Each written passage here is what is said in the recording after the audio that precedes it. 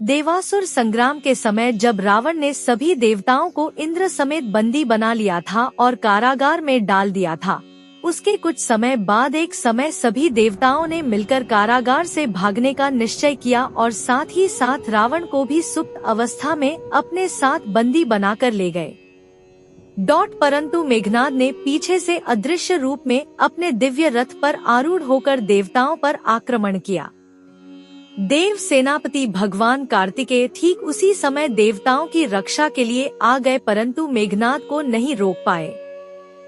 मेघनाद ने न केवल देवताओं को पराजित किया अपितु अपने पिता के बंधन खोलकर और इंद्र को अपना बंदी बनाकर वापस लंका ले आया। जब रावण जागा और उसे सारी कथा का ज्ञान हुआ तब रावण और मेघनाद ने यह निश्चय किया इंद्र का अंत कर दिया जाए, परंतु ठीक उसी समय भगवान ब्रह्मा जी लंका में प्रकट हुए और उन्होंने मेघनाद को आदेश दिया कि वह इंद्र को मुक्त कर दे।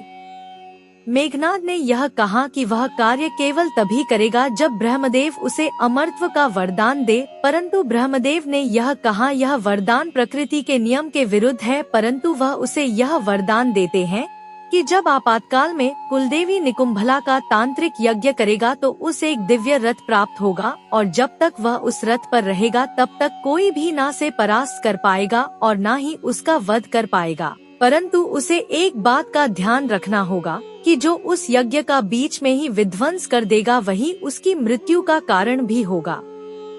और साथ ही साथ ब्रह्मदेव ने यह वरदान भी दिया कि आज से मेघनाद को इंद्रजीत कहा जाएगा, जिससे इंद्र की ख्याति सदा सदा के लिए कलंकित हो जाएगी। मेघनाद अथवा इंद्रजीत रावण के पुत्र का नाम है। अपने पिता की तरह यह भी स्वर्ग विजय था। इंद्र को परास्त करने के कारण ही ब्रह्मा जी ने इसका नाम इंद्रजीत रखा था। आदिकाल से अब तक यही एकमात्र ऐसा योद्धा है जिसे अतिमहारथी की उपाधि दी गई है। इसका नाम रामायण में इसलिए लिया जाता है क्योंकि इसने राम रावण युद्ध में महत्वपूर्ण भूमिका निभाई थी। इसका नाम उन योद्धाओं में लिया जाता है जो कि ब्रह्मांड अस्त्र, वैष्णव अस्त्र तथा पाशुपात अस्त्र के धारक कहे जाते हैं। इसने अपने गुरु शुक्राचार्य के सानिध्य में रहकर तथा त्रिदेवों द्वारा कई अस्त्र शस्त्र एकत्र किए। स्वर्ग में देवताओं को हराकर उनके अस्त्र शस्त्र पर भी अधिकार कर लिया। मेघनाद पितृभक्त पुत्र था।